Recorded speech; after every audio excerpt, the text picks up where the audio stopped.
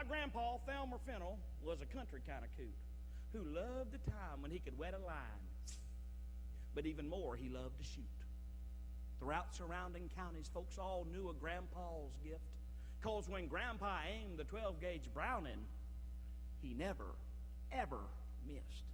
Now, I reckon I heard a million stories, and this tales still are told of the fear he struck in the hearts of ducks all over, young and old.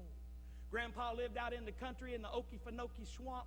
Folks teased Grandpa. He lived so far out he had to drive toward town to hunt.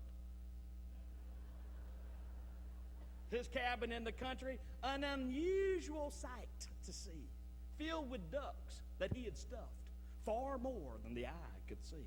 Grandpa slept on duck-down pillars, had mallards on the sheets. Granny complained he had duck on the brain. She swore he had webbed feet. He always wore this hunting cap, kept a duck call close at hand.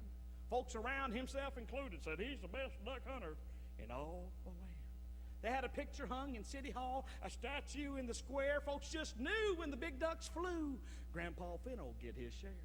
Now, I never hunted with him till about the year before he died. When the invitation came, my heart swelled up with pride. Friends and family cheered us all along as we drove out to the lake, and as we climbed the hill, it was deathly still. You could hear those duck knees shake.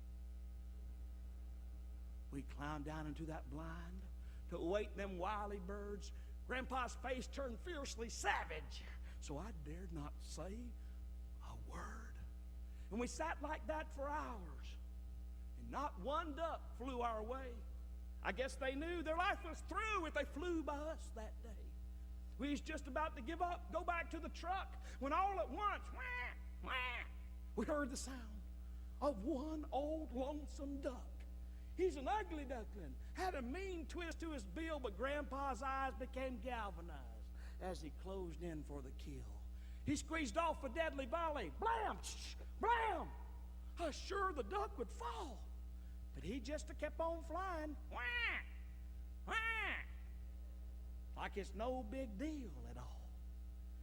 I couldn't help but chuckle as Grandpa scratched and rubbed his head, and he said to me, "Son,